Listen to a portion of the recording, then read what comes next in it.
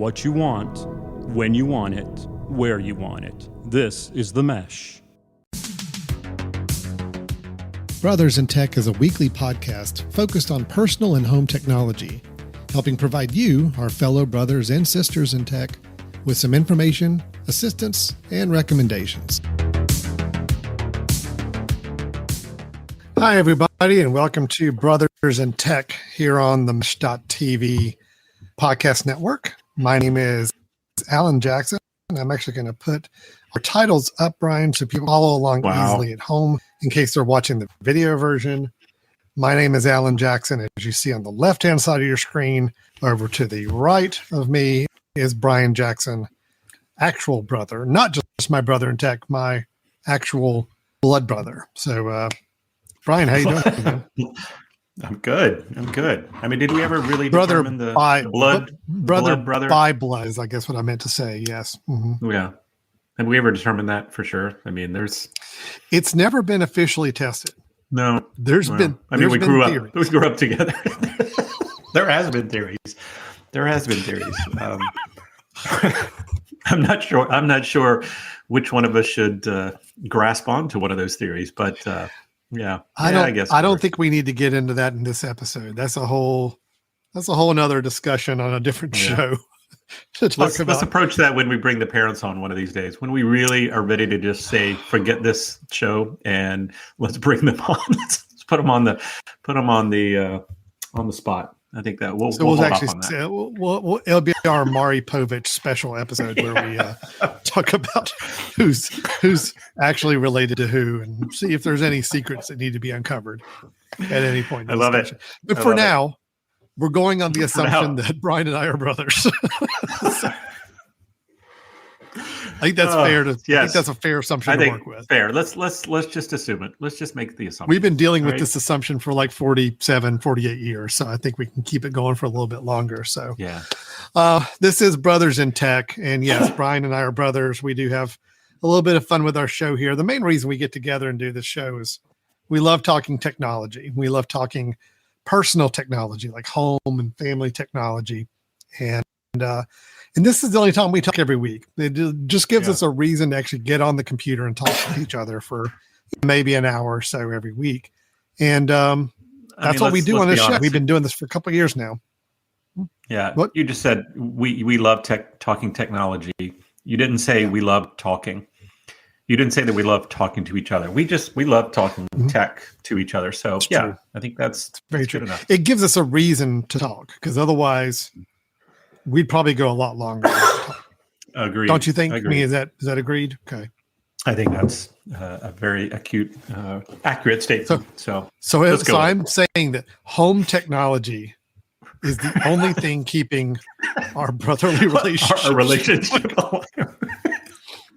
Man, if we ever get rid of this podcast, what are we going to do? I don't know. I'll see you at family reunions every once in the blue moon, I guess, and that'd be about it. Yeah. No, we joke. Brian and I talk. We even though despite the ribbing, we actually have a pretty good relationship. So, but technology has certainly helped because I think that is something you and I just have a That's right. real affinity. That's right. Yeah. Good. So today on the show, we got a couple things we're going to do. We're going to talk first about something that I find myself still depending on a daily basis, and I think a lot of people out there probably do. File sharing services. Oh, sorry. Well, a little bit. There's a little bit of backup with this discussion, but we're going to talk about file sharing in general. File sharing services on the cloud is something you and I, Brian, we talked about early on in the show. We held an episode specifically about services like Dropbox and Google Drive and so forth. We're going to revisit it a little bit just because I feel like it's still a pretty important topic for people to understand how they could be used, how people are using file sharing services, and some pros and cons to keep in mind when using any of these services, and maybe creative ways to use it people haven't thought of. And a little bit of comparison with some of the different brand names of those file sharing services. So we're going to talk about that in a little bit. And I've got a little bit of an update to give on the network in my house, the NAS, the network attached storage It is up and running. So we didn't get a chance last week to catch on to that. So we're going to talk about it a little bit today. I'll give you a little walkthrough of kind of what I can do with that now. Yeah. And then I think we both have a bits to share, a brothers in tech suggestion at the end of the episode as well. So we're going to do that before the episode runs out. So some things to talk about, some things to share. As always, we encourage everybody, if you've got comments, questions, if you're watching live, we love to hear if you got questions on the spot. If you're watching after we're live, which is how most people are watching it, feel free to follow up with some questions or notes or ideas. We'll give you some information at the end of the episode of how you can reach us and talk about some of these topics along with us. Okay, Brian, so let's talk. Good. Let's do it. Let's talk online file sharing services. Okay. Let's start by just talking about what it is we're talking about when we say online file sharing services, because I want to make sure we're really clear with people. This is what these services are referred to and what they can do. So, Brian, kind of how would you describe a file sharing service to somebody like a Dropbox or some of these others we're going to talk about? Yeah, I mean, I think, obviously the idea of having some sort of digital file that you want to give others access to.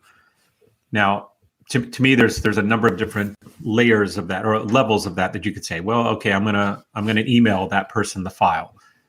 Well, that's giving them a copy of that file that goes to them that they can then work with and use. What we're talking about is, okay, what if I were to store the file somewhere and give them permissions to that file? So permissions to be able to get to the file in the cloud.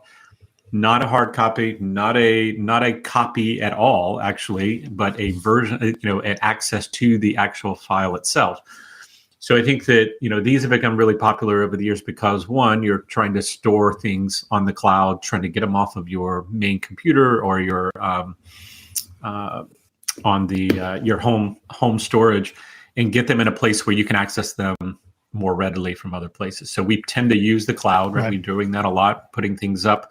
But most of these are really made for, you're going to store it in the cloud to have backup and storage, but you're also then going to give permissions to other people to be able to use that file. So there's no reason anymore for you to send a copy of a file to someone. They work on it, which makes a copy of that copy, and then they send it back and there's another copy of the copy of the copy. Mm-hmm. So this is a way in which you can put it into a location where multiple people can access it. Does that sound right? Yeah, exactly. I mean, I think you gave a good example of how it differs from like an email copy or a copy you give somebody on a thumb drive or something. The idea is that you're sharing a file just like you would through those other ways. The difference being is that file is going to stay up there in that file sharing service. So if you send somebody a link and say, here's the file, go grab it, they could come back and get that file at any time. It's there. If we need to share it with other people, we can send that same link to other people and they would have it. You can share an entire folder of files. Mm-hmm. So it's not just one file or a whole bunch of files you got to attach to an email. You're saying, hey, here's a link to this folder where there's 20 files that you may need that I want to share with you. Some great common applications we see with this. I mean, just general everyday personal use of this. Let's say you've got a library of photos, like a whole folder full of photos you want to share with somebody. And you could use, your Mac Photos app or your built-in computer photo app to do some sort of sharing. But what if you don't know what kind of computers they're on, or you don't know how they're going to access these photos? Put them up in a file sharing service, put them up in a folder. So share that folder with all the people in your family or friends that you want to have access to those photos. And then they all have access. They can all flip through all of the photos in that folder, download the ones that they want, or sometimes you can make comments on them if you want to share some feedback on each of them. It's just a way of collaborating or sharing something to a little bit larger audience with more flexibility than you could sending them just a single copy through an email or some other way like that. Yeah, and the other important distinction, which I know we allude to here, but we didn't really specifically say, is that you are sharing with them a dynamic version of the file. Okay, if I send you, Alan, if I put something on a thumb drive and send it to you, you have a static version of that file, meaning when it gets there, it's in the form in which I put it on that drive. Now, you could go and change it and save it and then send me back, and now that static version comes to me. But in the meantime, I have no access to that USB drive to update it when you're holding on to it. Similar to that in an email. I send it to you in an email. You now have a static version that you can update, but I still have my static version. So now we got two versions. What we're suggesting is you could actually share a folder where, Alan, you go and look at my folder today, and then you look again at tomorrow, and I've added new stuff. You get to see the new stuff. You're seeing it in its most, up to date form. So it's a dynamic sharing of the actual, information, which is great. Even better, the person you're sharing that folder with, you could give them access to where they could go and actually put up their own files in that folder too. So then you have like a shared common space for different people to put their files together and share them with one another. So a lot of great applications. Now, you mentioned early on when you were kind of setting this up that this is also a way that you could kind of store your own files, even if you don't have any intentions in sharing with somebody else, to have an account with one of these file sharing services and decide that you're going to put some of your own files up there, whether it's as a copy, meaning it's like a back copy of some of the things on your computer you want to have somewhere else, or maybe it's a way that you want to be able to access these files from other computers or other devices that you need access to. If you're occasionally finding yourself on different computers and you want to have a simplified way of sharing a batch of files in one place that you can access from anywhere, this could just be for you, your own purpose, whether it's as backup or as it's a way of sharing with other devices that you are on. There's a lot of options, a lot of ways to use these services. I'll tell you, just as an example, the service we use, which we're going to talk about here in a minute specifically, but I use it multiple ways. I do have backups of some things going to one of these services. Believe it or not. Of course you do.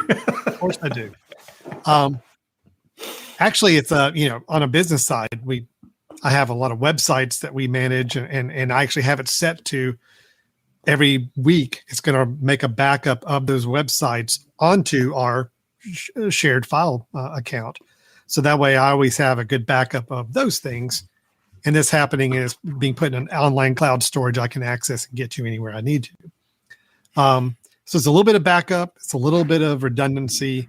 And then there's several folders I have of these are things I am sharing with others, whether they're other friends and family or whether they're cloud clients that I need to share things with on a work standpoint. It's kind of a mixed use for me with the storage service I'm using. So, Alan, do you remember? I don't even know how many years ago it might have been, and honestly, I think there's probably family members that I have, or that we have, I guess, but that may still be using things this way. But email used to be someone's way of storing files. So they know they received a file, and they also know that I can then go to someone else's computer and I can log into my email. So I certainly have access to it there, or they'll send themselves something through email so they can store. I mean, I've got family members who used to do that all the time, where they would say, well, I have a bunch of folders and I know that's where that file is. I know that's where this is. Yeah. But the issue, right, the big concern there is that this is doing just that, but it's doing it in so much more of a clean way. And you're also then not, dealing with the email and trying to search and find out where it is.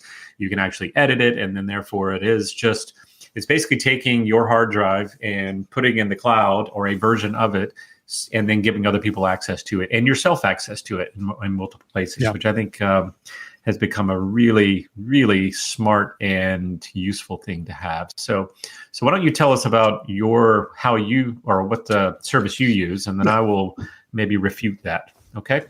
Go ahead. Yeah, that's fine. So I am going to talk a little bit about the service that I use primarily, and it is one that I've used for many, many years, and it's one that I'm sure a lot of people are familiar with as well, because it's kind of how sometimes the brands, certain brands become kind of the brand name, or the company kind of becomes what people refer to it as. Like Xerox used to be how we refer to companies.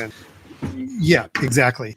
to me, Dropbox is kind of becoming a little bit of that. All right, if you're sharing files online, you have a Dropbox, or you send a Dropbox link to somebody or something. That's the one I probably hear the most often, and is also the one I use the most often. We do have a pretty large Dropbox account that we use within this work group that we all share on, and gives us a lot of storage. But we also individually have our own little pieces of it we use for our own online file storage. So Dropbox has been around for a while. They have a couple different tiers. They have a free tier service where you can sign up for free, and you get 2 gigabytes of storage available to you, but you're also limited in what kind of transfers you can do on a regular basis back and forth to it. Now, for some, 2 gigabytes, if you're just wanting to have a place to share a few files here and there, and you're not backing up a lot of stuff to it, you're just, hey, I want to share some photos, I want to share a couple documents we're working on. It's great because it is free. You can put files up in Dropbox through a web browser, and you can then create a link for any file or folder to share with other people you send it to. I'm going to peek into my Dropbox line, and it's a little scary because it's got a big, as you can see over here on the inside, I got a lot of folders in our Dropbox account. We have a 2 terabyte Dropbox account. And in my own folder, I've got plenty of files and things that are there right now. None of this is backup. None of this is things I'm backing up. These are all things I'm sharing with somebody else. Okay.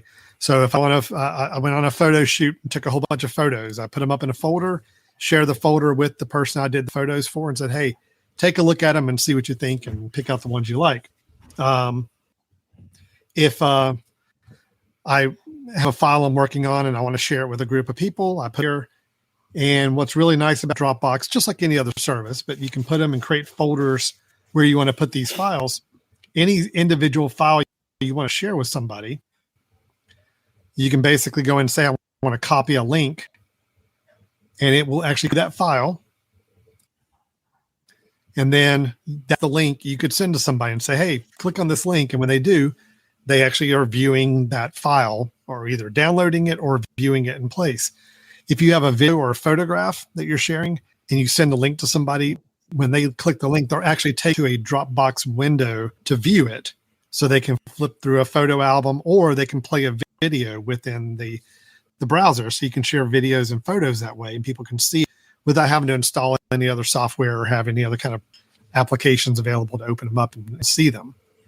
So creating folders, moving folders around, organizing them however you wish. And then, of course, if there's a file that I'm done with, I can go in and say I want to download it or delete it, whatever I may need to do whenever I'm not sharing it anymore or needing it to be up there. So Dropbox is nice. I think one thing that I don't use with it that I know some services allow along with Dropbox is the ability to sync the files up in the cloud, up in that storage with your local hard drive. And let me explain what that means, because it's kind of a tough concept to get your head around. Let's say you are putting files up in Dropbox, but you also want to make sure that you have a copy of them local on your computer. Say, for example, if you're someone who travels a lot and moves around, and you've got some important files you're putting up in Dropbox, but you always want to make sure that there's a copy of them on your computer at any given time in case you need to access them when you're offline, when you're not on the internet. Dropbox has a desktop app that you can install and choose what folders in your Dropbox account you want to keep. They call it Smart Sync. It's going to try to sync as many of the files from your online Dropbox account onto your local computer, and always make sure they're in sync. So if Brian, you put another file up in my Dropbox folder, and that folder is being synced on my computer, then within minutes, that file will also appear on my computer hard drive locally. Yeah. And if I got disconnected from the internet, that file is still, a copy of it is still here. It's nice if you're someone who doesn't maybe have access to the internet all the time and want to make sure you always have access to those files. If you've always got access to the internet, the syncing isn't quite as critical. But it is a nice feature to have. For sure. And it will take up space. You have to remember exactly what is syncing taking up your hard drive space. That is one problem with Dropbox I run into, is that by default, if you install the app on your computer and you turn on the smart syncing, it's going to take as much hard drive space off your computer as it can to sync things from your Dropbox account. If you've got a lot of stuff on your Dropbox, it's going to try to sync as much of that as possible on your hard drive. It will eat up your space. By default, it tries to sync anything. So I actually go in and say, don't sync anything, and just manually check the folders that I want it to sync, and just sync this folder and just sync this one, and that's it. So anything I know I put into those two folders will always be synced back to my computer as a backup strategy for me. So, so I do like Dropbox. I do agree. It's a couple things I think we're going to talk about as we look at some alternatives. Is it's not the best one for collaboration. Meaning, if I wanted to actually work on a document with you, Brian, let's say if there's a document in my folder and I said, all right, Brian, I want to share this with you and let's collaborate. Let's work together on this Word document or this text document. It's not really the best setup for that. There are some simple collaboration tools you can use where you can edit some basic text between each of us, but it doesn't go much deeper than that. And it's not the one I would recommend for people if they're looking to really work alongside other people when using file sharing. For me, it really is just a file repository. It is a place to put files that I need to share with other people, and I send them a link because it's very simple and easy to do that. Again, nice job putting repository in there. That was good. That was my word. That's my word of the day. I weaved in. Check. Check. Right. You got it. So the free plan is 2 gigabytes of storage, which is a lot of storage for most people. If you did want to pay and get a higher storage, you can go up to 2 terabytes, which is a $10 a month service. Just so you know, me and my colleagues, we have the same login password for our Dropbox account. So we actually share it among each other. Now, the danger of that is that if I put anything up in my Dropbox, that means any of my other colleagues have the same exact access. Yeah. But if you're in a family or group and you all just want to have one plan, one account, and you're all okay sharing the same login and password and having the same access, $10 a month for 2 terabytes of storage. If you've got tons of stuff and photos and video clips and other things you want to share with a group, it's not that bad of a deal. But just keep in mind, if you use go ahead. I was going to say, in your case, it doesn't matter. You have 15 other copies of everything that's in there, the way you back up. So if one thing gets lost at Dropbox, I'm sure you have it, plenty of other spots. It's true. But it's very, very true. Yeah. Yeah. So that is Dropbox. That is a service I like. We still use. We've kind of gotten so ingrained with it that we're not moving away from it anytime soon. Yeah. Wish it was better collaborating, but maybe let's talk about some alternatives, some different file sharing services. Yeah, that may be a little better for people. Well, let me ask a question about Dropbox, because I have had multiple Dropbox accounts in the past and have stopped using them shortly after having them because I didn't see really the benefit for myself. But so if you go back to your Dropbox and you wanted to edit a file, what is your process of doing that? So if you wanted to open up a document and change it, like a text document, yeah. See, because again, I can't go in videos or I can't go in there and edit PDF files. Well, let's just say it's a text document. Yeah, let's just say it's a Word document. You threw a Microsoft Word document in there. Try and look and see if I even have any Word documents in here. I don't deal with text very often. So let me, I'll tell you what I'm going to do. I'll put a Word document up there right now. Okay. See if I can find one. and your interface there, I'm assuming, works to where you can just drag and drop even on a web browser. Correct. Yep. That's what I'm going to do right now. Actually, is once I put a file up there, I'm going to show you. Oh gosh. Okay. This is crazy. Okay, I'm going to put our show notes up from one episode.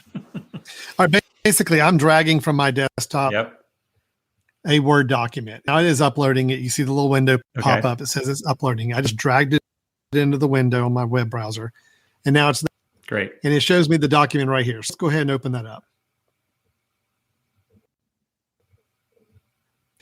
So this is me. So I can see the file. Okay. But so it's showing you a static version of the file, right? Like almost like a PDF would be, right? You can see it. Mm-hmm. You can't edit it, but is there an option? I'm sorry, I can't see it in the corner. Is there like an option to open in Microsoft Word or something like that? Is there a connection that can be made? Yeah. Between so right there, can you see that little drop down I did? So you can choose to open it in Microsoft Word on the web. Yeah. Or you can open it directly in Google Docs too. Okay. But it's not going to let you edit because it's a Microsoft Word document. It doesn't have the right permission to go in and edit that. Now, you can create in Drops a text document, I believe. So it has kind of a note feature or a text feature. Yeah, create document. So you can create a Word document dynamically from here. I think uploading one on another device isn't going to let you have that option. But here I'm actually going into Dropbox and say I want to create a Word doc from within here. And it's actually embedding Microsoft Word from the web. So giving you some hooks to do that. Again, I don't use it for this purpose. So I don't know how this is going to work. Yeah. But it's actually using a Microsoft Word embedded web version to let you create a document that's going to be saved in Dropbox. Now, this document will be one that you could share. With others and collaborate with. So it does have a nice. And I would imagine, there has to be a way of that other document you put in there that you could, instead of just saying open, I'm sure if it's got a Microsoft Word embedded, there's got to be a way of editing it. Well, I think if you say open it in Microsoft Word on the web, there you go. Then that's what it's going to do right here. And did you have to have an account of Microsoft Office on the web to get this, or was this built in? No. Okay. No, seems to be built in. I'm still logged in. It's just my company name. So that's helpful. Dropbox is in. Yeah. And that's something I don't do any kind of collaboration with Linux, but it is nice to know they have some ways of doing that. Yeah. But again, it's still going to be, I don't know, you're still using Microsoft Word on the web to do it. But there are some tools there. So that's good. Yep. Well, let me give my counter argument, I guess, for the service. Well, I have two services that I use for online storage and sharing, and they both are given to me by the university, or at least one is, and the other one we have access to that. But so Google Drive is one of them. The other is Box. And Box is one that my university uses as a very secure kind of file repository way to add the files, just exactly like Dropbox. I believe the security of Box is thought to be a little bit better. At least that's what the universities tend to buy into because of HIPAA requirements and FERPA requirements. They have to have a layer of security that is up to their standards. That's a good point, Brian. One thing I didn't mention with Dropbox is that one of the cons of Dropbox that a lot of people like to bring up is that security wise, it is not built on the most robust, secure environment. It is really focused on sharing and letting people have access to files at different levels, to the point where a lot of security experts say it's really not built on the best security foundation. So if Box is one that really plays up more, it takes sharing to maybe even oversharing is what you're saying. Possibly, could be a little bit. I think again, I think it's kind of a balance. It's like you want flexibility and you want user friendliness, but you may be trading off on security underlying those files. Where Box, I have heard, is definitely more focused on a higher level security on their file sharing. Yep. Well, let me just quickly show you so we can kind of not get bogged down too much in this. So let me just quickly show you a window. So let's have you share my window for a second. Okay. So here is what Box looks like for me on the online version, like the web access. For most people looking, it's going to look very, very similar to Dropbox. Okay, I'm going to go up to a tab up top, and this is Drive. Looks very, very similar to the same thing. So you're going to get, all right, you just flipped over to folders. Google Drive. I flipped over to Google Drive, and now I'm flipping back to Box.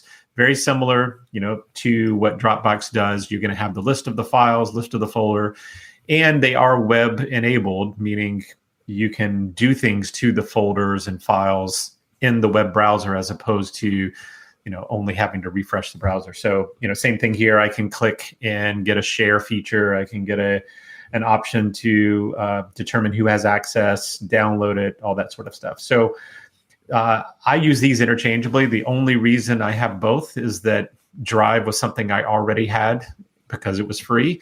People probably need to know, the comparison. Dropbox, Alan, you said it was how many gigs? 2 gigs for free.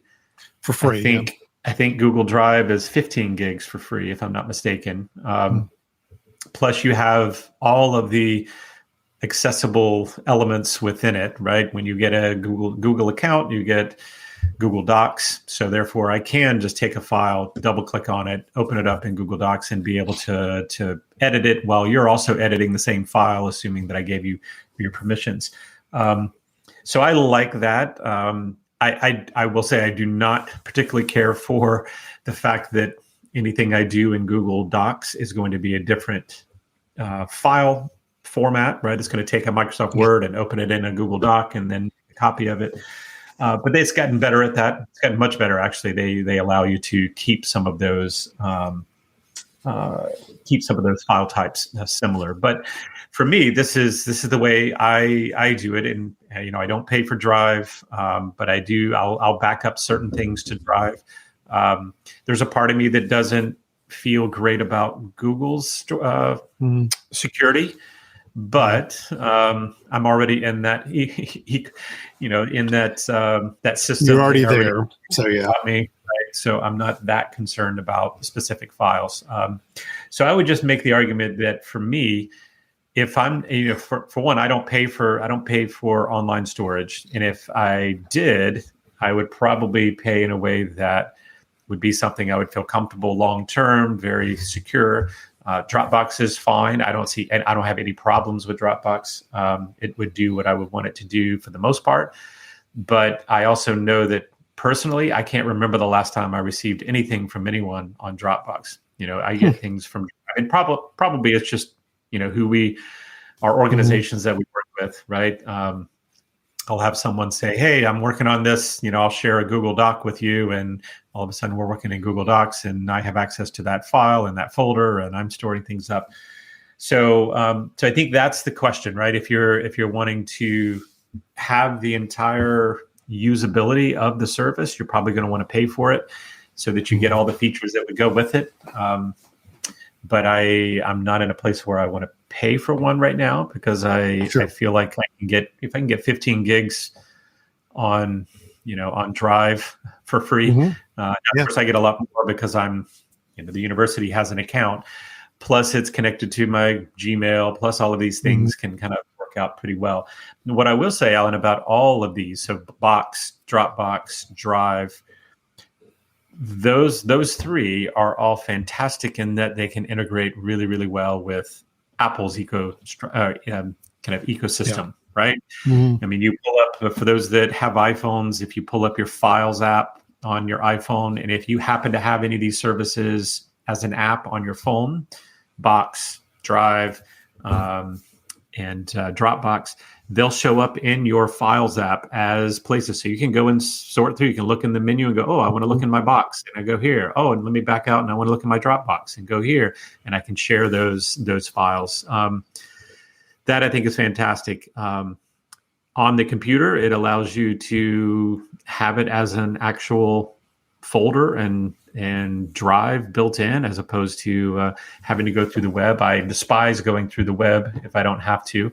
I'd rather not use that because, I want to have it feel as though I'm accessing it like I do other files. So I think there are some pros and cons to be aware of. Dropbox, I think, again, was the gold standard initially. It was kind of the one everybody was using. I think Drive If you're looking for full feature, where you're saying, I want to have one place to store stuff that I can also then have access to edit the files and do everything in that ecosystem, Google Drive, I think, is fantastic for doing that. And of course, it's got its problems. Like I said, I don't like working in it as much as I would like working natively on some apps, but you're not limited by much. So I almost see it this way, Brian. Box will allow you to do it too. So yeah. I see Dropbox and Box as pretty darn similar. I mean, I think their functionality, the way they work. Yep. You can collaborate, but within certain boundaries, I think, of certain types of files and so forth. I think Box is probably known for being a little better on the security side than Dropbox. And Dropbox might be a little bit more readily used than Box as far as out in the public, people using. To me, I think Google Drive, the question for that is, Google Drive is wonderful if you are pretty heavy into the Google environment and you find yourself collaborating with people on Google Docs and Google Spreadsheets and so forth. Yeah. It's a great storage platform on its own, but I think where it really will turn heads is say, okay, if you are in an environment with friends, family, or colleagues where you're all wanting to work on Google Docs together, you got a spreadsheet, you want to make sure everybody can go and access it and put in their own information into it. Google Sheets is great. I don't see that type of collaboration as easy to pull off on any of these other services. Yeah. So to me, if collaboration is your biggest need, I think your Google Drive is probably your best bet. Yeah. If you're really looking for a service just to share files with people, give a repository place, using that word again, for people to access the files anytime they need to, and you're not as focused on needing to work on the same document together with other people, I think a Dropbox or a Box kind of makes good sense for you if that's all your needs are. But can you tell me what would be the benefit if I just wanted to use the online storage portion of Drive? What would be the benefit of doing Dropbox? I know for me, I would rather not work in Google Drive if I can help it, if there's not an actual need to, just because I think interface, I think it's a little clumsier to use. I feel like it's a little all that. Again, if I don't have any need for collaboration and I can get by on a 2 gigabyte free account, I personally would use one of these others just for sharing out files. Yeah. The sharing mechanism in Google is great if you're sharing it with somebody else that's a Google user, but the minute you try to share it out with somebody outside of the Google environment, it starts to be a little messy. The biggest thing I have a problem with, Brian, on Google Drive, and again, I think it's great for collaboration, but so many times if somebody tries to share a file in Google Drive and you send it to somebody's email address, if somebody tries to share that with me, like I wasn't the one who got the intended file the first time, but somebody wants to now share it with me, I can't go in and log in by default to view that file unless I'm logging in with that original email address. Yep. Which isn't something you have to worry about in a Dropbox or box sharing. You can share a link and say, here's the link. Whoever's got the link can get to it. You can put some file permissions behind it, but it takes a little more effort to do that. Google by default is going to tie everything to your email address you want to log in on. And I can't tell you how many times somebody has shared a file with me, and because I've got 6 different email addresses, they send it to one of them. And if I try to go in to log in to do that, I'm like, oh, no, I got to switch to another Google account user to do it. And if it's an email address I don't have a Google account tied to, then I've either got to go create a Google account with that email address, or I've got to go back to them and ask them to share it with a different address. Yeah. So that's some of the things. I think that partly is user error, though, and it's user error on the person sharing it, right? Because if I go, that's kind of the default thing they do, though. Yeah, no, but if I go into Drive and I say I want to share this file, I mean, typically it's saying, hey, give me the email address of the person you want to share it to. That's the problem. If you do that, then yes, you're giving it to that person only, right? But if you say, give me a shareable link, that the shareable link then gets sent out, then it seems to be a little different. The problem, I mean, the one thing people need to be aware of, if you're talking about security, realize what Alan just said is that Dropbox would allow you to share to someone, and you thought you were sharing it to that person. They forward it to someone else, and now that person has access because they have your link. So you just have to be really, really careful about the sharing permissions that you give on a file. If you say share and you say, I want to share via link, that link would be open to anyone that has that link. If you want to share with a person. So I think, in a sense, Drive is trying to give you more security, and that someone, only the person you told could have it is having it, unless you made it an open link for anybody. All I base it on is I get files shared to me from a wide variety of people. I'll give an example. I worked with some elementary schools teachers on a project not too long ago where they all had to share files with me, videos that we were putting together into kind of a collection. And a lot of them were using Google Drive, which is great because I'm sure that's something that was available to them through the school and they were using. But there again, it was being shared by default. And again, this is the default way people were sharing, was attached to a particular email address, and I needed those things to be forwarded to me. That was a problem. Now, yes, I understand Google Drive can do either. It can share with individual people or it can share with a shareable link.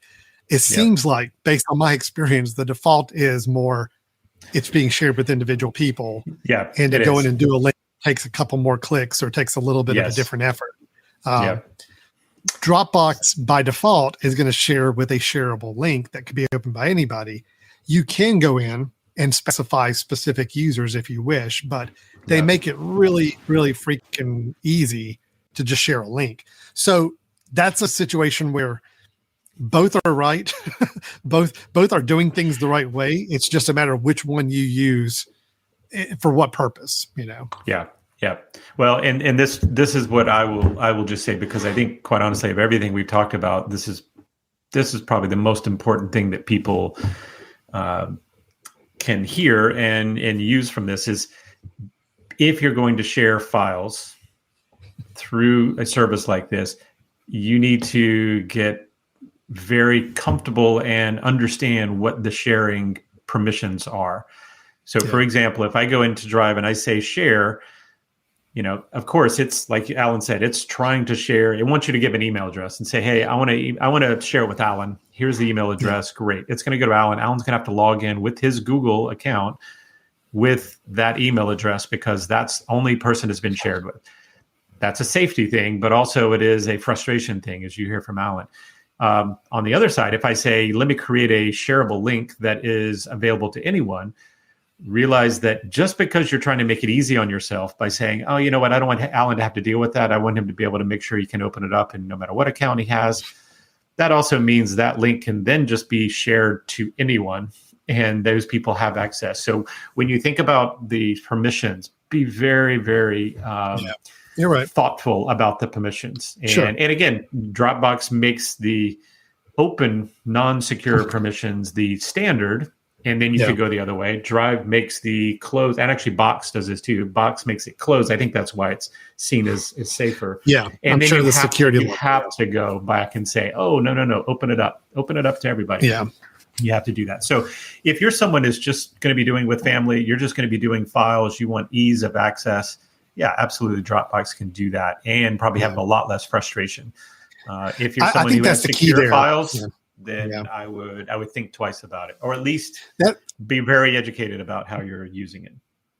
I think that's a good way to sum it up, Brian. I think you're right. I think if your needs are, I want simple ways to share files, not as hung up on the confidentiality and security of those files. If somebody else were to get the link, it's not the end of the world. It's not a problem.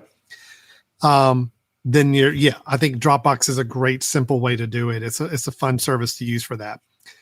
But you're right. If you are very specifically sharing documents with certain people and you want to make sure it's only those people getting access, Dropbox does make it a little harder to do that kind of access, where Drive makes it more, that's the default way it does it. So I think there's two different angles with that for sure. Cool. The overall goal with any of these file services we're talking about is just, it's a great way to get files out there to share with other people. Sometimes it's good for collaboration, but you really need to pick the right service based on that. Sounds like the distinguishing factors on these services are security and collaboration. And kind of can vary between these three. And there's a lot of other file sharing services besides these three, but I really think these are the three we've personally been using and have experience with and can comment on. So, and just always, for me, always think of the other person's experience, while you're sharing. If you're going to be sharing, don't just assume, well, this is the one I like to use, and don't assume that sharing it with other people is going to be the service they want to use. So that's where some of these are helpful. These three are helpful because a lot of people have, especially Drive and Dropbox. I think everybody has them. So using them, you don't have to feel bad about sharing that way. Yeah. Okay, Alan, I want to hear about your NAS. I want to hear about the other. Let's move on and talk about this for a little bit. Kind of moving on. And we are still in the sharing vein, but as I mentioned a few weeks ago on this show, I had installed or purchased at the time a network attached storage unit, a NAS, and happy to say that it is up and running. For as a quick recap to remind everybody what this is this is a batch of hard drives inside of an enclosure. And this box is connected to your network. It's not connected directly to your computer. It's plugged up to your network with an Ethernet cable directly into your router or hub or whatever device you're using where you can plug in and get the internet access directly to it. So it sits on my network. Trying to see if I can bring it over. Dangerous. Yep. Dangerous. So here's it is up and running. Let me just turn my camera over. See. Okay. So it is here. Nice. As a reminder, it is a 2-drive NAS, means it has 2 hard drives on the inside. I can actually pull off that lid and show you right there the 2 places where those drives go in. Now, I configured this to be I'm trying not to get too technical with the term here, but basically it's configured as a RAID. It's a RAID 1 technically. And what this means is when you set up the NAS, you kind of tell it, how do you want to handle the drives inside? A RAID configuration means that it's going to give you access to one drive, and it's always going to replicate the contents of drive 1 over to drive 2. So what that means is that if one of those hard drives were to go bad, and it notifies me, hey, your drive is starting to fail, it's not looking good, I can actually pop that one out of this thing, and I don't lose any data because it's replicated the contents onto the other drive. Now you can choose not to do that. And you could say, I want to tie these 2 drives together and make one big storage place for me. So in my case, I've got 2 8 terabyte drives. I could say, make it a 16 terabyte storage, and there's no backup, meaning if a drive goes bad, I lose half my data possibly. But I set it up as a RAID to say I've got 8 terabytes of storage, and it's always creating a replicated version of that drive on the other drive. And it's doing it automatically. I don't have to touch it. I don't have to worry about it.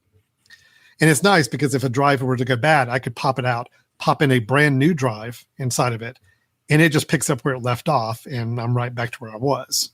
So it's a nice setup. And when you start up the NAS, when you get it configured, it walks you through those options and says, how do you want to configure this? How much space do you want to use, and how much do you want to have it replicating the other drive? Okay, so that's a good point, Alan. So it puts it in understandable language for people. So for example, it's not going to say, hey, do you want to RAID 1, RAID 2, RAID 3? Or is it going to say, how do you want to use this? Select these options and then walk you through it. Yeah, it does do some walking through. Actually, Synology, the brand that makes this particular device, has its own terminology. It's like a certain type of file system that you could choose to use. And what it says is, this means that it's always going to keep a copy. You have a OneDrive fault set up, meaning one of your 2 drives could go bad and you're still fine. You don't lose anything. So it talks about like redundancy and things like that, rather than just going, choose which RAID you want, right? Okay. Exactly. It does walk you through and help you understand that. But that is kind of a common way that a lot of these NAS devices are set up, is to be that redundancy. Okay. So that means I don't have to worry about backing up anything on this. It's kind of creating its own backup automatically. Next thing I'm going to show you, Brian, is I'm going to log in.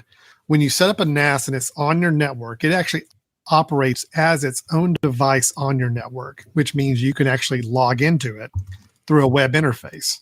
So let me show you what I'm talking about. This is me on a web browser. My NAS, the Jackson NAS, is sitting right over here near me, but it's plugged up to my network. So I'm actually able to go in and log in. This is an interface that's Synology, the company that created this, has made. So I can actually log in. And when I do,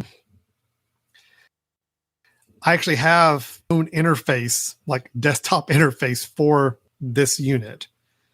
So it actually is created in my web browser. I see all the icons of different things I can do on the NAS. It's giving me a system health to let me know how it's working.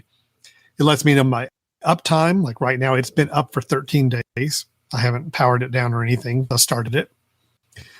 And I have a lot of control options on this. So I have control panels. These are all control panels specifically for this NAS unit. So I'm actually controlling it all through a web browser with an internal IP address it gives me to use. And I can do a lot of things. So sharing of the folders is probably the number one thing that people do. So when you create your NAS, you actually decide what folders you want to have inside the storage that you want to be able to access through a computer or somewhere else on your network. So I've actually created different SharePoints on this. So the way this translates, Brian, is I've created these. These are like folders within this storage where I can put things. And now if I go over and show you my actual desktop computer, let me pull that window up. Yeah, let me go to this. So if you notice over on my left-hand side over here, my locations, it has Jackson NAS. It shows up in my Finder as a location on my network. If I click it, there are those same 4 SharePoints. Nice. Okay? So I created one called Media. And if I go into Media, these are folders I set up in Media, and I can actually take files now and drag them into any of these folders, and it will copy it to my NAS. And that means that file is now backed up and available on the network to anybody else here in my home network that needs to get access to it. And then it'll be replicated again as well, right? So you've got 2 copies of it, 2 drives that have it. Yep. Yeah. Okay. This is where I'm putting all of the media for like my Plex server. So all the movies and TV shows and home videos and all that are all up in these folders. So I can actually go in and view the movies directory, and there are all the files.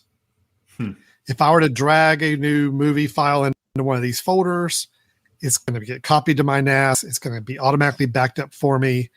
And I've got this set up to work with my Plex server. So any of these folders are what go into my Plex server automatically. But to know that I've got these folders, so if I wanted to go in and create a new folder and say I want to have a folder called family, okay, and I want to put a bunch of family-related documents in there, then in the NAS environment, back to the desktop on that. Sorry for the clicking around here, but yeah. If I go back to the actual NAS control panels, this is where I can actually go in and choose a folder. And I could go in and different permissions for it. So I can actually go in and give permissions to different users that I want to have access to it. So by default, it's got an admin user and it's got me. But I can add new users to this and actually give them access remotely to that particular folder. Now, it does get really technical. As you see us probably as I'm clicking around, there's a lot of technical stuff to it. It's not the easiest user-friendly, go in, click a few buttons, and office sharing things. But this allows you to create your shared folders. I can go in and create different users. So, Brian, if I wanted to add you as a user, I could create you and give you permission to different folders on this. And then there are options for external access, meaning I could actually go in and turn on access where if people had a certain link, you could go in and actually access it. You'd have to log in with your word, but then you could actually see those same folders I'm sharing with you from this box over here. Is that the only way to access it, Alan? So if you're remote, so if you were on your phone, You have to turn the NAS on to be external accessible, right? You got to have external access turned on. Okay. But there is a web address that you could go to either on a mobile device or on a desktop to access it. And it will allow you into the environment. And you can see your shared folders and see your files from mobile. Synology doesn't have a mobile app, like an iOS app that is. No, I don't believe so. It's all based on through a web address. Web address. Okay. Yep. Now the thing I think is the most interesting about this Synology specifically. Let me go back to there's a function on here called the package center. Okay. And this is something inside this Synology environment that what's really kind of cool about the package center is that there are already basically applications you can install on your NAS that would run on the unit itself that are already pre-made, ready to go. And as I'm scrolling through these, you can just see how many there are right now that you could add. And the idea behind this is, let me see if I can find one that I'm actually using that can explain. Like for example, WordPress. If you were somebody that wanted to run a website off on the NAS, and you knew WordPress, you could actually install WordPress. It would be installed on this unit, and you could build a website directly from the unit that doesn't exist anywhere else except there, and now it's being served out everywhere else. Plex has a package. It doesn't show up right here in the. It doesn't show up automatically in their little store, but you can go to the Plex website, and there's a link to say download the Plex for Synology package, and then it's simply a way of saying you want to install it. You do a manual install, and you just select the file that you download on your computer. That will then install that program on your NAS. So you can actually have your own little operating system of applications running there. Homebridge, the application you and I have both played around with, has its own package as well. So you install Homebridge into this. So that's why right now on my actual unit, I've got a Homebridge directory, which has all my Homebridge files.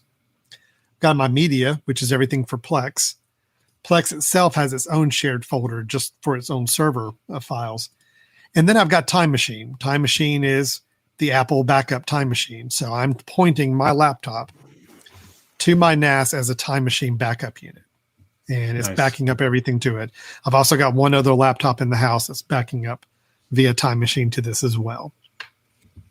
So to know that I can go in and install a lot of other things into this, if there's some of these applications that you need to be running 24/7 on your network and you don't want to tie up a computer to do it, there's a pretty good chance there's a way to install it on one of these devices, and it would be up and running 24/7. As you saw, my NAS has been up for 13 days straight. It hasn't had to power down for any reason. That's 13 days when I got it, I think. Do you get notified if it goes down? Yes. So you set up some notifications on this. You can get notified if a drive is gone bad. You set up a Synology account, like an online web account through Synology. That account is always pinging your NAS to make sure it's still available and operating. And if it loses connection, it throws you a notification, says, hey, we can't reach it. So something's up. It's down for some reason. Cool. If you got a drive that's looking like it's going bad, it's going to notify you and say, drive 1 is failing to some degree, or is on the verge of failing or having some issues. We recommend replacing it out and popping in a new one. So nice. All that's done. But you have a lot of options in here. Here's where you get in the notifications. You can turn on those email notifications for different things that are happening. Yeah, that's great. Hardware and power, I can automatically have it restart if there's a power surge issue. External devices, so there is a USB port on the front of it. So if you did want to plug up yet another drive that was external to this, and you wanted to say, hey, I want you to take this share, my Time Machine share, and I want you to automatically back it up to this external USB drive, you could configure all that here as well. So nice. Overall, it's a pretty powerful device. I'm having a lot of fun using it. I will say the interface as you get into this is a little daunting. There's a lot of lot of more technical knowledge to have about sharing it externally on the internet or setting up new users to use it. There's a lot of things you got to kind of click through and get familiar with to do that. But at its core function of just storing files for you and having good backup strategy for those files and having it available throughout your whole home network, it's a pretty easy setup to get that going. That's very cool. Do you have any questions or anything you're curious about? Well, I mean, I think I told you the other day that you got me researching. I've been looking at the exact same one that you have, and then I've been looking at one that's bigger than what you have, just because I would want to have one that's bigger. Understood. But there is still a part of me that's thinking, a 3 drive is what's ideal, right? Yeah. 1 drive where it's like, this is where I store things. And the other one that let's copy that one so I have a backup of that. And that's the all important stuff. And maybe a third one that really is kind of, this is what I get used for, networking, or maybe this is just a second drive that is always additional storage. I don't know. I guess that's where 4 comes in and all of that. You can kind of double up on 2 of them and things. But but I love obviously this is the key, right? If you get one of your drives to be big enough for everything that you ever need, the second one is just insurance, which I think is a great move. So, and that's my take on it. For example, I'll just tell you. So I've got an 8 terabyte drive that I store everything on. My Time Machine backups right now take about 1.5 terabyte, 1.5. My Plex server is about also 1.5 terabyte. Yeah. So that's 3 terabytes right there. Homebridge takes no room to have installed at all. The Plex server itself is very small to install. So really, I've got about 3 terabytes of actual stuff I'm storing right now. Yeah. So I've still got 4 to 5 more terabytes I could throw at this thing. Yeah. And my second drive is going to always replicate and back up everything on that first drive. So that's kind of the way I went with it. I went with the 2 drive, knowing that I would rather just have a really, really large capacity drive and then a replicated version. And I feel like that's going to cover all my needs. Yeah. I guess future proofing is what people really need to think about with this. Sure. Right? Is that, I think one of the worst things while having a 2 bay drive would be, okay, now I filled one of them up. And so now I have to replace both of them, because if I have an 8, I fill up the 8. Well, the 8's been doubled to the other 8. So now I got to go replace both drives to get something bigger. Whereas I keep thinking like a 3 or 4 drive, you say, well, let's say I've got a 4 and I've got a 4. And then if I eventually, fill those up, well, I could always go now buy 1 8, and that 8 could be the starter and the other 2 get the back, so it kind of saves you long-term. But I mean, when you bought 8, I think you future-proofed yourself pretty well for a while. Well, I spent a lot of time need 8 because there's only 2 of us and we don't do video like you do. So I'm not that worried, but that's the only concern. I really went in knowing that 8 was probably the most I would need for the next few years. Yep. I feel like. Yep. And at some point down the road, I may have to go higher to 12 or 16 terabyte drives, whatever they're making at the time. And then, I would have to replace both of them at the same time to get that functionality. Right. But I feel like I'm still a few years off from needing that. So do people put multiple Synologies together? Yeah, I've seen that too. So two boxes. I mean, so you may even find that it's even smarter at that point to say, well, okay, now I just need a second. Maybe they've come down in price. You buy a second Synology and a spillover or something like that. So there are ways of making it so you don't have to replace everything. Yeah, Brian, here's another alternative: is if you wanted to use a 2 drive or 2 bay, and you want backup, but yet you go ahead and make it to where it uses all the storage on both drives as your storage, you get a really large external drive, USB drive. Hook it up on the front and then set up a schedule on the NAS to say back up the contents of both drives. Onto this external USB. The external USB is going to be cheaper because it's a USB. It's not built as a NAS drive. It's not an internal drive to pop in there. And you could always swap that one out whenever you needed to. So and it only has to work every so often. It doesn't have to work all the time. Right. Exactly. Right. It's not doesn't have to be the highest speed drive that these NASs recommend, because it's just backing up everything that's on there. Yeah, and you're not going to serve anything from it. Yeah, that's good. That's a good point. That's another option. That would give you the flexibility of 2 drives that you could easily swap out one or another anytime you want to for capacity, but you're always doing your backup on that external drive. Yeah. Cool. A lot of ways to configure it, but I think it's fun. It is a fun device to play with.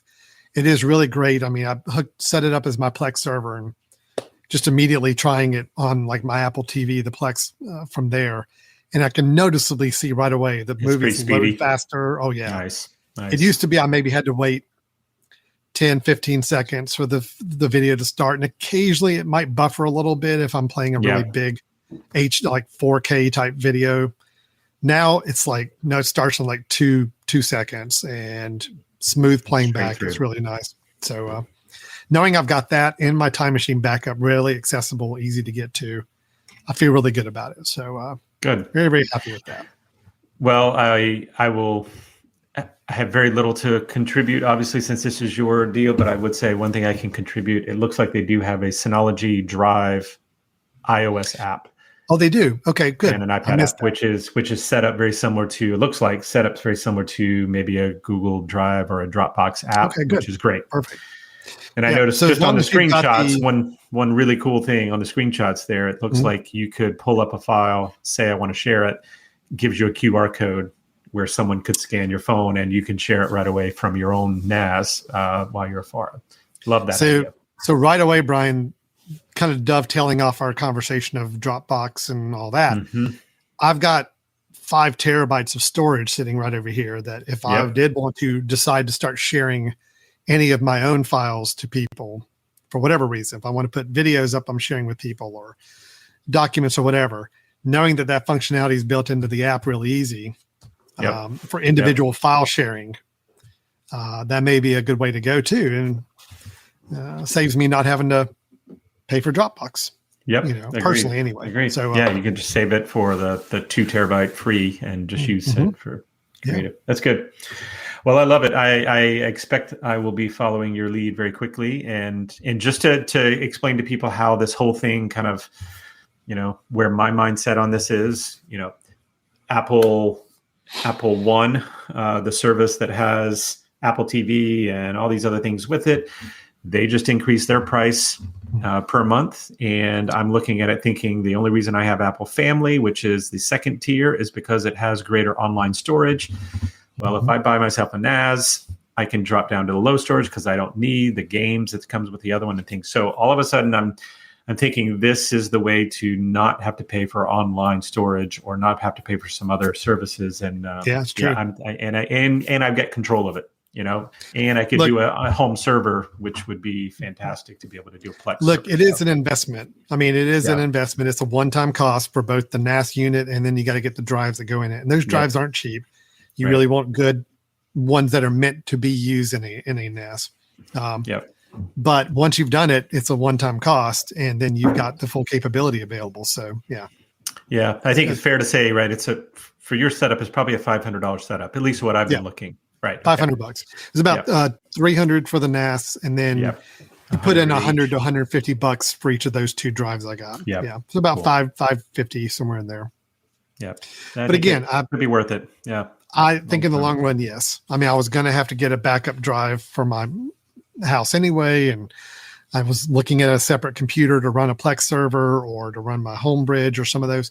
I'm like, you know what? I can do it all in one-time purchase, and there's no ongoing cost involved with it. So that's right. That's good. Yeah. Awesome. Cool. Very cool. Well, Brian, let's wrap up the show with a bit. What do you say? We got time to squeeze one in real quick? Let's do it. So guys, this is what we do at the we've started doing kind of either at the end of the show, or we used to sometimes do dedicated shows for these. And we may still occasionally from time to time, but we share our brothers in tech suggestion or our bits of the episode. It can be an app, it can be a gadget, it can be a website, it can be anything technology that we just want to recommend to people that they may want to check out or find some use in. So Brian, what do you got to share with us today? Yeah. Okay. So I'm going to share a product that I do not have. So I'm making full transparency here. I do not have this. It was just recently announced. But it's exciting to me. Not necessarily that I will be buying it, but I think it could be exciting for some other people. So Alan, let me have you share that screen. Mm-hmm. Okay, so for those who know, have listened before, I'm a fan of this company, Wyze. Your product's from Wyze, huh? That's interesting. Yeah, surprise. Never heard of them before. Yeah, I have shared lots of things now, and for those who haven't listened, let me share why I tend to talk about Wyze. My thing, and you probably heard it already, even today, saying I don't like to pay a lot for things. I like to find creative ways that I can either not have to pay for the highest name brand thing and potentially still get what's going on. Well, that's kind of Wyze's mentality, right? They put out, they look at product lines and say, are there overpriced products out there that people are just spending money on that we can make a less expensive version that potentially could, still work just as well. So I have an entire system of Wyze cameras at my house. I have night lights. I have a doorbell camera. I have a plug, a Wi-Fi plug. Well, Wyze just announced that they are putting out a mesh router. And, if you think back to a long time ago, we had an episode, a couple episodes, Alan, I think on networking and Wi-Fi. So for those who don't remember, just very quickly, a mesh router is kind of the new technology on routers. And I was trying to think of an analogy, Alan, and tell me what you think of this. The old Wi-Fi routers, I look at them like having one garden hose sprinkler that you put out in the front of your lawn that's going to spray everywhere in your yard, right? One sprinkler from the middle. Mm-hmm, mm-hmm. Whereas a mesh router says, you know what, why don't we just put little sprinklers everywhere at the beds that are all on one system, only to get the water where it needs to go, right? Well, that's what mesh routers are, is that you can actually have multiple stations and extend where you're going to reach. I mean, I've got a backyard. Well, I can't just do one sprinkler in the front yard. If I did, it'd have to cover my entire house, and it makes no sense, right? Let's expand on your analogy a little bit, Brian. Yeah. If you had that one single sprinkler in the one corner, you could shoot it to where it's going to get some water on the far end of the lawn, but in general, that's going to be less water going out there, weaker water at the other end of the yard. You put those little sprinklers around, and you let them they're ones that can move they can pan to different parts of the yard where it needs water. That's the way mesh is. Mesh is configured to say, all right, I noticed that there's a lot of traffic coming from your living room. So I've got 3 little hubs around your house, and we're going to kind of make sure we're all kind of clustered to get as much traffic, as much bandwidth to that living room as possible. And as it moves. So it's a smarter Wi-Fi network for sure. And what I also love is that it's configurable. Right. It's not like you have to go and replace that one big sprinkler when it goes bad. You replace little sprinklers and expand and add another sprinkler and all of that. So that's what a mesh system is. So anytime you see mesh system, it means there could be multiple of these boxes. And the beauty is it's not like extenders. So, I want to clarify. People will say, oh, I have a Wi-Fi extender. That's fine. Wi-Fi extender just means it's taking what you have and re-sending it out somewhere else. So it's like, it's basically a bucket that catches that water and then tosses it further for you, right? Mesh is actually going to create its own little network in between the two. So they talk and then send out your network.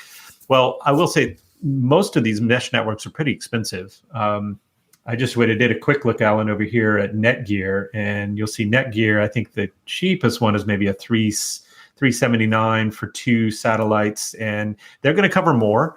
They're going to cover more than what this Wyze, which is only for one. You'll see that it has a 1-pack for $90. You can get a 2-pack for $173. Well, you can. What I love about it though is that it's built for compartmentalizing and saying, okay, I have a house that is only 1,500 square feet. I can get one. And, oh, look at that. I can add a second one, and I can add a third one. And very similar to what the Google Mesh network does. And I think Google is maybe just a tiny bit cheaper, maybe $99 a piece. But it's great in that they do have some really nice setups in here. They've got the Ethernet port on each one, so you can have a hard wire. You've got Wi-Fi 6 occurring. It looks like they are trying to do a pro version, as you can see over here on the left. And that one's kind of cool in that you'll notice It says it's going on a 6 gigahertz band, which for most people, if you know that a lot of these networks are either 2.4 or 5 gigahertz, and that's just the signal that's being sent out. And so it's basically saying, well, you know what, those are getting congested with other things. We're going to jump into a new one, and so that you have a cleaner Wi-Fi going on. So I just like that they're taking an area right now that I know is, been fairly heavily priced because the mesh networks are pretty popular right now. So I like to see that they're jumping in on that. I cannot recommend it because I don't have it and I don't know how well they're going to work. But I do think that these are, I love that there's an option out there, a less expensive option for people to compartmentalize what they need and not have to break the bank to do it. So on this a little bit, I think the key point to make people aware of is this is that 6, Wi-Fi 6 kind of protocol, faster and more reliable. Because right now, I'll tell you, I have Google Wi-Fi in our home, like a mesh network. Right now, you can buy a Google Wi-Fi for $200 for a 3-pack, which is pretty nice. It's a good price. It's actually cheaper than the Wise you were just saying. Yeah. However, the Google Wi-Fi is still on Wi-Fi 5. It's not the newer version. It's not the newer protocol. So they're actually discounting the prices a little bit more on the Google Wi-Fi. Google has moved to Nest Wi-Fi as their newer version of their Wi-Fi mesh network. And it is on that version 6 protocol for Wi-Fi. So that's the more comparable thing. So I just want to say, in case anybody was looking at the Google Wi-Fi, yeah, it's a good deal. I mean, I love them. I've got them here. I've got them in my office as well, but they are on a 1 level old Wi-Fi network. And yeah, there you see the Google Wi-Fi is like the cheap end getting in now. The Nest Wi-Fi price wise on that is very comparable, a little higher than what you see for the Wise. So Yep. So it's got 2 for $269. Yeah. So it's where Wise was 2 for $180, I believe, right? Right. Yeah. 2 for $180. So that's the comparison point. If you try to compare this against the Google Wi-Fi, it looks like this is even more expensive than the Google Wi-Fi. The reason is that Google Wi-Fi is an older version, and it's not the newer protocol that this guy, the Wise, is running on. So. Yep. So I think this is something to keep an eye on. I mean, here's the thing. I just love when a company like this makes price competitive versions. If no other reason than it forces the others to say we need to keep our prices somewhat competitive, right? I mean, finally, Wise is showing up. If you go to Home Depot, you'll start to see their cameras in there being sold, which means now some other places that were selling their cameras and all of that have to compete with something that's less expensive. And so I think it helps everyone. I can't say that these are the best products where, oh my gosh, they never go wrong, such as Allen's Scale. And I've had some cameras that have had some quirks, but they're all still working fantastic at this point. Yeah. I just think it's really, really cool when other companies get involved in a company that has now kind of grabbed some traction as being a low-cost alternative to a number of products. So, well, the only thing holding me back from getting more Wise products is I'm waiting for, I guess, Matter. Yeah. No, and that's to happen, right? Because again, I need Wise products to be available to me on my HomeKit environment. Yeah. So, and most they will not work. Some products they will not work. Yeah. And they will not work on even Homebridge. And really? So all my plugs will, but my cameras will not. I cannot get my cameras to show up and I think we may have talked about this before. It has to be that HomeKit secure video. Yeah, and you have to tap in. Now newer ones I think are going to that go forward, but yeah. So anyway, so that's my maybe BITSS somewhat suggestion, maybe a future suggestion. That one doesn't work. No, I think maybe it's a F bit, future bit, F bit. Okay, F bit. Yeah, I don't know. We got to workshop that a little bit. That one's not working for me yet. So, okay, what do you got? So I'm going to do something very unorthodox for my bits suggestion, and I hope it doesn't bite me. I hope we don't lose listeners because of this, but I'm actually going to recommend another podcast, another tech podcast. So, we've been going an hour and 20 minutes. Nobody else is listening, Alan. Nobody's okay. listening. Well, good. Then I'm going to lay this out here, and we'll see what happens. I've become pretty particular with the podcasts I listen to now. I mean, it used to be in the earlier days of podcasts, I'm like, oh, just subscribe to everything and I'll just listen to whatever I can all the time. Nowadays, it's like I'm down to like 4 podcasts I listen to on a pretty regular basis. There's one podcast that I think if you're listening to this show and you have listened this whole hour and 20 minutes, and if you're a Mac user, that's the whole caveat here. There is a podcast I'm a big fan of that I think is worthy. It's almost treated as a companion to our show, where we're going to talk a little bit more generally about technology and try to go into a lot of different topics that can be, even though we do skew on Mac a lot of times, we still talk about topics and concepts that can be a little more broad. There's a podcast called the Mac Power Users.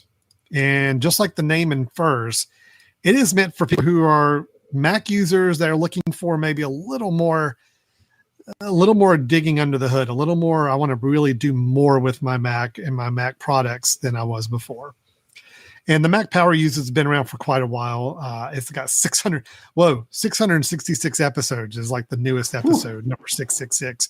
Did not realize that when I queued this up. So I don't know if I just jinxed everything for us or not, but it's 2 guys. I mean, they've changed hosts over the years, but the 2 guys right now, Stephen Hackett and David Sparks. And the 2 of them, they bring on guests occasionally, but they really dig deep every episode into the Mac environment. Brian, the reason I want to recommend this podcast to you, if you haven't already listened to some of it. I have not. They do episodes occasionally on HomeKit. Now, I know that you are possibly considering dabbling in the HomeKit environment, and you may be experimenting with that. Yep. I'm going to go ahead and recommend episode 663, which is HomeKit Check-In. They spend, an hour and a half or 2 hours talking about their latest HomeKit setups or setups they're experimenting with. And to me, it was incredibly enlightening because it's just, you and I talk home automation and HomeKit. I think we're probably talking from most users' levels, kind of from basic to intermediate level of getting into home automation. Hearing some of the ways that people are using HomeKit that they went through and detailed in their episode, it was a wonderful listen. And I got so many great ideas for my own HomeKit setup at my house, talking about different products that are available and what they've used.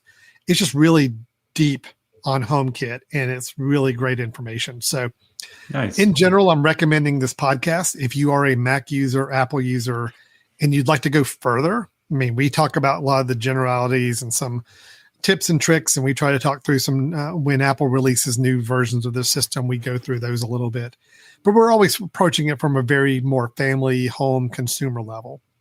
These guys are going to get pretty deep on it. The other thing they do, which we kind of do with our bits, our suggestions, they do it as more of a gift guide. As every year they put out a gift guide of buying gifts for other people that are more in that Mac technology field. And it's a great place. Again, I need to listen to this episode because I normally get ideas of something I want to, most of the time, things I want to buy for myself. I don't really think about them as gifts for anybody else. Yeah, sorry. I know you don't. No offense, but overall, it's a good show. So if you are a Mac user and you really want to go a little deeper on the Mac use, the Mac Power Users, I think is a great podcast. And so I'm going to recommend another podcast. Now, if that means our 2 subscribers, all of a sudden we lose them because now they're listening to this podcast, well, I did it to myself. Why in the world should I recommend another tech podcast when we're hosting one? But I do think there's enough podcast listening time out there for everybody. Time in the day. Yep. We can share them. Okay. Good. Well, Brian, but I did want to let people know, just in case, Brian, I know you probably haven't been checking the comments that we've been getting live, but I have. I have. Yeah. I don't know if you've seen or not, but somebody has a crush on one of us. I don't know who, but somebody's been putting up some nice messages trying to get our attention, letting us know that they're really either in love with us or they're wanting us to help find love. Look, ladies, I'm married already. I just had my 25th wedding anniversary.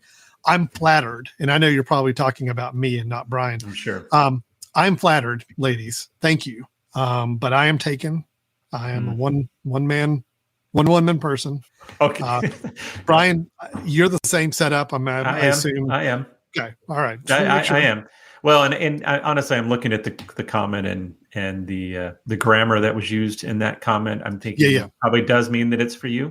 So I'm just find your love in. Oh yeah, for audio listeners, we got some spam comments coming through. Find your love in U City. I think they missed something there, but that's okay.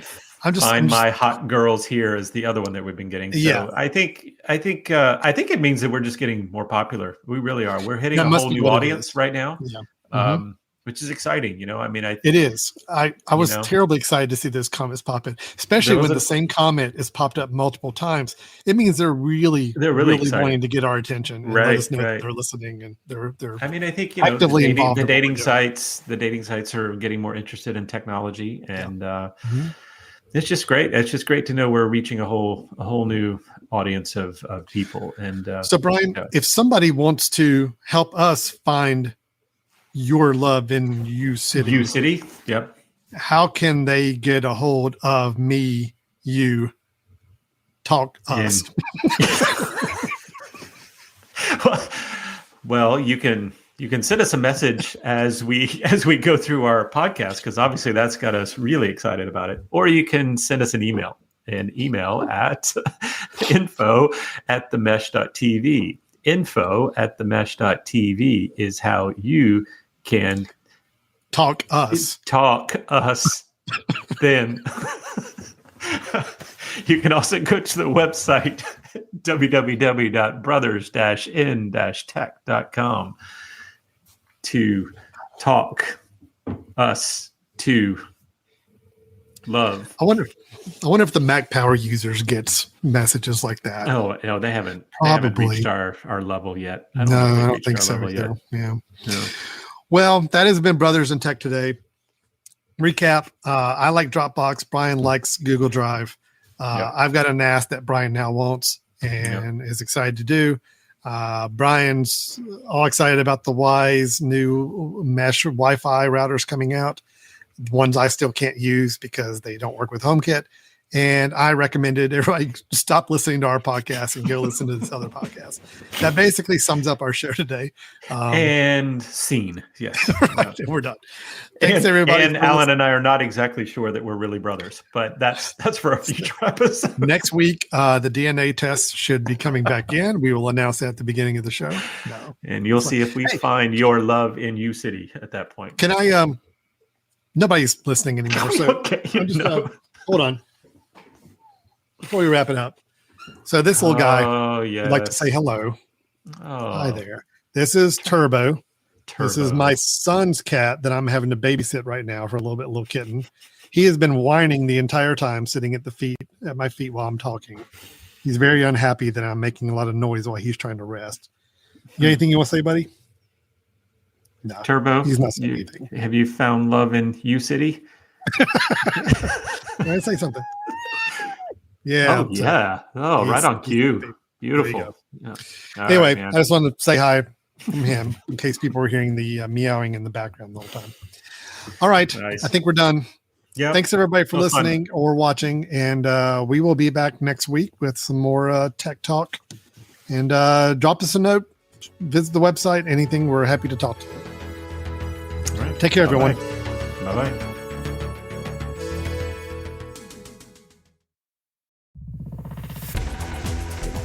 You've been listening to The Mesh, an online media network of shows and programs ranging from business to arts, sports to entertainment, music to community. All programs are available on the website as well as through iTunes and YouTube. Check us out online at themesh.tv. Discover other network shows and give us feedback on what you just heard.